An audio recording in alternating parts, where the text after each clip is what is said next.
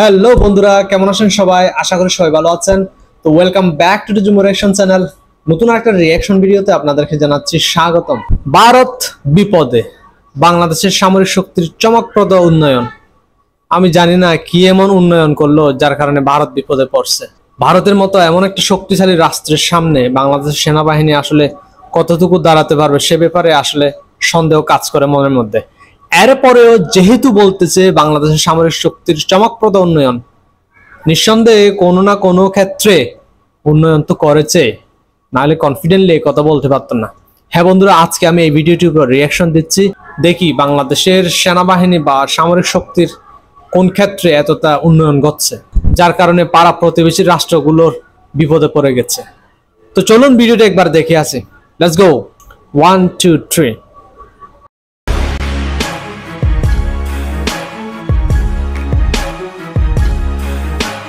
Drone.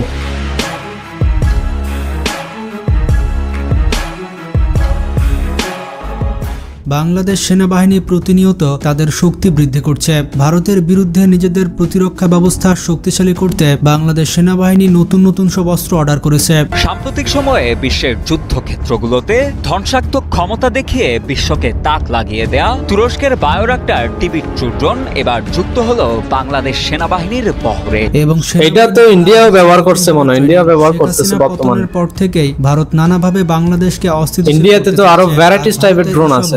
মোকাবেলায় তৎপর হয়ে উঠেছে বাংলাদেশ সেনাবাহিনী। এই জন্য বাংলাদেশ সেনাবাহিনী তাদের সামরিক শক্তি ব্যাপকভাবে বৃদ্ধি করতে শুরু করেছে। আজকের এই ভিডিওতে আপনারা জানতে পারবেন ভারত কেন বাংলাদেশের সেনাবাহিনীকে এত ভয় পায়, আর বাংলাদেশ সেনাবাহিনী নতুন কি কি অস্ত্র অর্ডার করতে চলেছে। তো যারা যারা বাংলাদেশকে ভালোবাসেন তারা ভিডিওটিতে একটি লাইক দিয়ে দিন আর চ্যানেলটি সাবস্ক্রাইব করে ফেলুন। বাংলাদেশের সব থেকে শক্তিশালী বাহিনী হচ্ছে বাংলাদেশ সেনাবাহিনী। দেশের যে কোনো বিপদ আপদে ভরসার জায়গা হচ্ছে সেনাবাহিনী। দক্ষিণ এশিয়ার তৃতীয় বৃহত্তম শক্তিশালী বাহিনী হচ্ছে বাংলাদেশ সেনাবাহিনী। তবে পেশাদারিত্ব ও দক্ষতায় বাংলাদেশ সেনাবাহিনী ভারতের চেয়ে কয়েক গুণ এগিয়ে আছে, কারণ বাংলাদেশ সেনাবাহিনী এই পর্যন্ত পৃথিবীর 43টি দেশে যুদ্ধ করার অভিজ্ঞতা রয়েছে। বিপরীতে ভারতীয় সেনাবাহিনীর ভারত ব্যতীত অন্য কোনো দেশে যুদ্ধ করার অভিজ্ঞতা খুব একটা নেই। বাংলাদেশ সেনাবাহিনী জাতিসংঘের অধীনে প্রায় অর্ধশতাধিক সরাসরি যুদ্ধ করার অভিজ্ঞতা পেয়েছে। এটা কথাটা ঠিক না আমি মনে করি, কারণটা হচ্ছে অভিজ্ঞতা ইন্ডিয়া কিন্তু অলওয়েজ পাকিস্তান এবং চীনের সাথে তার পাশাপাশি লেগে আছে।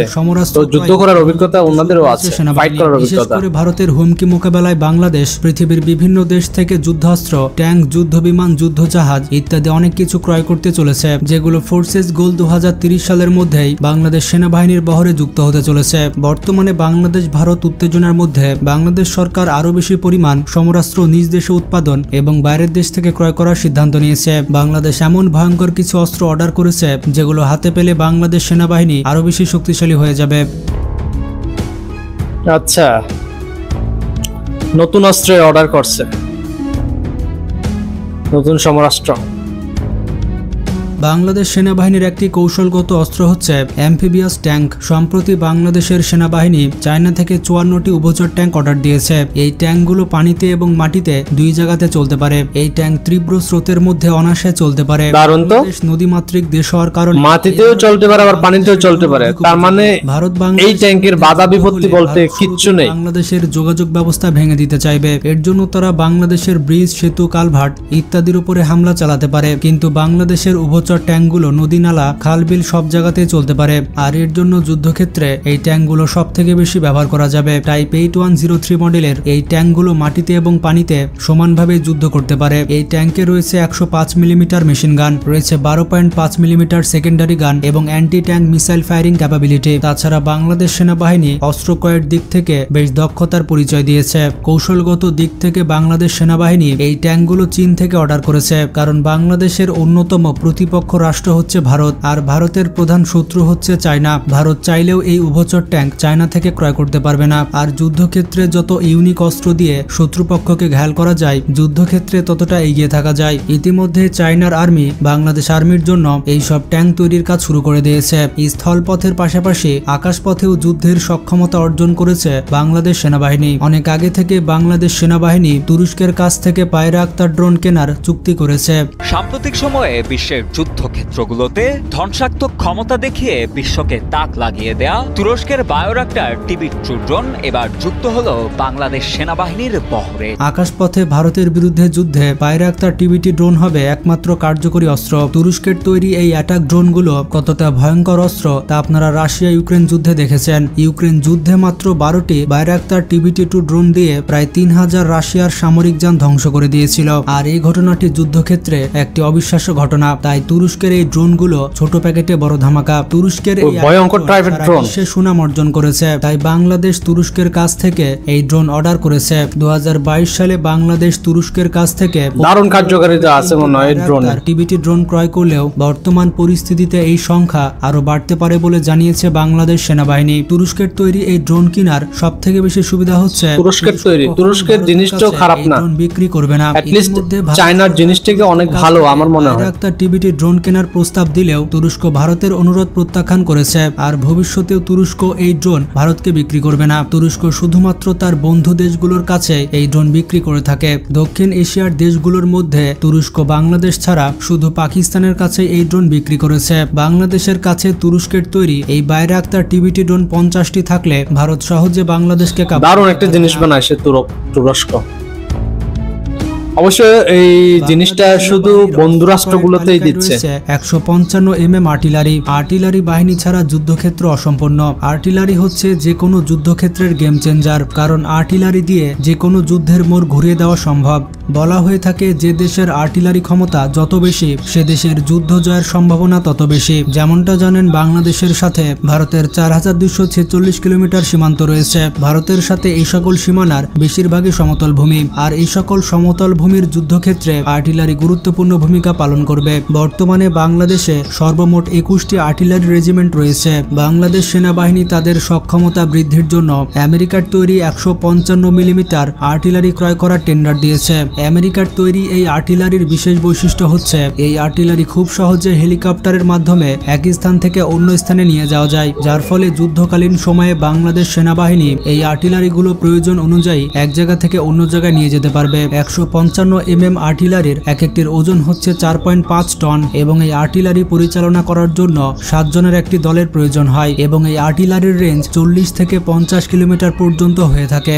তবে বাংলাদেশ আমেরিকার কাছ থেকে কতটি আর্টিলারি ক্রয় করতে যাচ্ছে সেটি এখনো পর্যন্ত জানা যায়নি। বাংলাদেশ সেনাবাহিনীতে এমন আর্টিলারি সিস্টেমের ব্যাপক চাহিদা রয়েছে। গ্লোবাল ফায়ার পাওয়ার জানিয়েছে বাংলাদেশ সেনাবাহিনী 2 রেজিমেন্ট অর্থাৎ 28টি আর্টিলারি সিস্টেম ক্রয় করতে চলেছে। আশা করা যাচ্ছে আগামী বছরের মধ্যেই এই আর্টিলারিগুলো বাংলাদেশ সেনাবাহিনীর বহরে যুক্ত হয়ে যাবে। বাংলাদেশের এই আর্টিলারিগুলো অনেক বেশি অত্যাধুনিক এবং শক্তিশালী। এই আর্টিলারিগুলোকে প্রতিরোধ করার মতো সক্ষমতা বর্তমানে ভারতের হাতে নেই, কারণ বর্তমানে ভারত নিজেদের তৈরি আর্টিলারি ব্যবহার করছে। তবে ভারতীয় আর্টিলারিগুলো আমেরিকার মতো এতটা উন্নত নয়। আর এই আর্টিলারিগুলোর মান নিয়ে অসন্তুষ্ট রয়েছে ভারতীয় সেনাবাহিনীর মধ্যে। বাংলাদেশের সাথে যুদ্ধক্ষেত্রে ভারতীয় এই আর্টিলারিগুলো খুব একটা বেশি কাজে আসবে না। আমেরিকার কাছ থেকে কেনা বাংলাদেশের আর্টিলারিগুলো ভারতের আর্টিলারিগুলোর থেকে অনেক বেশি শক্তিশালী প্রমাণিত হবে। আর্টিলারির মাধ্যমে এলোপাথারিভাবে অনেকগুলো গোলাবারুদ একসাথে নিক্ষেপ করা যায়। আর এই কারণে আর্টিলারি শত্রুপক্ষের মধ্যে ভীতি ও মানসিক অশান্তি তৈরি করতে পারে।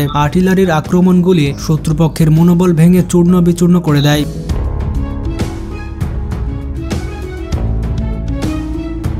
তাছাড়া বাংলাদেশের সামরিক প্রশিক্ষণের মান অনেক উন্নত, যার ফলে প্রতি বছর অনেকগুলো ভারতীয় অফিসার বাংলাদেশ মিলিটারি একাডেমি থেকে প্রশিক্ষণ নিয়ে থাকে। এমনকি মিয়ানমার থেকেও তাদের সামরিক অফিসাররা বাংলাদেশে এসে প্রশিক্ষণ গ্রহণ করে। সম্প্রতি মিয়ানমারের সেনাপ্রধান বাংলাদেশকে তাদের সেনাবাহিনীকে প্রশিক্ষণ দেওয়ার অনুরোধ জানিয়েছে। তবে বাংলাদেশ সেনাবাহিনী মিয়ানমারের এই অনুরোধে সাড়া দেয়নি, কারণ বাংলাদেশ যদি মিয়ানমারের সামরিক বাহিনীকে প্রশিক্ষণ দেয় তাহলে তারা বাংলাদেশ সেনাবাহিনীর সমকক্ষ হয়ে উঠতে পারে। এই আশঙ্কা থেকে বাংলাদেশ সেনাবাহিনী নিজের পায়ে নিজে কুড়াল মারতে চায়নি। বাংলাদেশ সেনাবাহিনীর প্রশিক্ষণের মান এতটাই উন্নত যে এটি উন্নত বিশ্বের কোনো ট্রেনিং এর থেকে কম কিছু নয়। বাংলাদেশের প্রশিক্ষণ কেন্দ্র থেকে পৃথিবীর 52টি দেশের অফিসাররা প্রশিক্ষণ নিয়ে থাকে। এর মধ্যে রয়েছে Bharat, Sri Lanka, Nepal, Kenya, Malaysia, Indonesia, Pakistan, Ghana সহ পৃথিবীর বিভিন্ন দেশ। মূলত জাতিসংঘের অধীনে বিশ্বের যত দেশের সেনারা দায়িত্ব পালন করে তাদের প্রশিক্ষণ প্রদান করে থাকে বাংলাদেশ সেনাবাহিনী। তো সব মিলিয়ে বাংলাদেশ সেনাবাহিনী সেনাবাহিনী তাদের শক্তি অনেকাংশে বৃদ্ধি করছে। তারা যে কোনো পরিস্থিতি মোকাবেলা করার জন্য সক্ষমতা অর্জন করছে। তো বাংলাদেশ সেনাবাহিনীর জন্য ভিডিওটিতে একটা লাইক তো দেওয়াই যায়। আপনি কোন দেশ থেকে আমাদের ভিডিও দেখছেন কমেন্ট করে জানাবেন। ভিডিওটি ভালো লাগলে বেশি বেশি শেয়ার করতে পারেন। ভালো থাকবেন, আল্লাহ হাফেজ। ওয়েল, যদিও আসলে বাংলাদেশ ইন্ডিয়ার সামনে হিসাবে, কারণ সামরিক শক্তির র্যাঙ্কিং এ অনেক ব্যবধান এই দুই দেশের। ইন্ডিয়া আছে 4 নম্বরে মেবি, আর বাংলাদেশ আছে 40 নম্বরে। তো এই থেকে বোঝা যায় আসলে হিউজ পরিমাণে একটা শক্তির ভারসাম্য, শক্তির গ্যাপ রয়ে গেছে। এরপরে রাষ্ট্রগুলোর এই ধরনের থ্রেট যাহাতে মোকাবেলা করা যায়, সেজন্য বাংলাদেশের সেনাবাহিনী দিনকে দিন আপগ্রেড হওয়ার চেষ্টা করতেছে। অনেক নতুন নতুন ইকুইপমেন্ট অ্যাড করতেছেন ওনাদের অস্ত্র ভান্ডারে, যেগুলো হয়তো উন্নত দেশের কাছেও তেমন একটা নেই। এখানে তুরস্কের কথা না বললেই নয়, তুরস্ক কিন্তু ড্রোনের শিল্পে পুরো বিশ্বে ব্যাপক একটা আধিপত্য ধরে রেখেছে। তো সেই তুরস্ক থেকে বাংলাদেশ ড্রোন কিনতেছে। এইটা বাংলাদেশের সামরিক বাহিনীর যে ক্যাপাসিটি, ওইটা আসলেই অনেক গুণ বাড়িয়ে দেবে। বাট এত কিছুর পরেও কিন্তু এটা মনে রাখতে হবে, ইন্ডিয়া কিন্তু পারমাণবিক শক্তিধর দেশ। আপনার কি মনে হয়, বাংলাদেশের সামরিক শক্তি কি আসলে এনাফ নাকি এনাফ নয়? প্লিজ কমেন্ট সেকশনে জানাবেন। ইন্ডিয়ার মতো একটা জায়ান্ট কান্ট্রির সাথে বাংলাদেশের এই অল্প সামরিক শক্তি কতটুকু আসলে সার্ভিস দিতে পারবে? প্লিজ কমেন্ট সেকশনে জানাবেন। আর ভিডিওটি ভালো লাগলে লাইক করবেন, চ্যানেলটি সাবস্ক্রাইব করবেন, পারলে শেয়ার করবেন। তো দেখা হবে নতুন কোনো একটা ভিডিওতে। আজকে এ পর্যন্তই। ভালো থাকবেন সবাই, নিজেকে টেক কেয়ার করবেন। See you.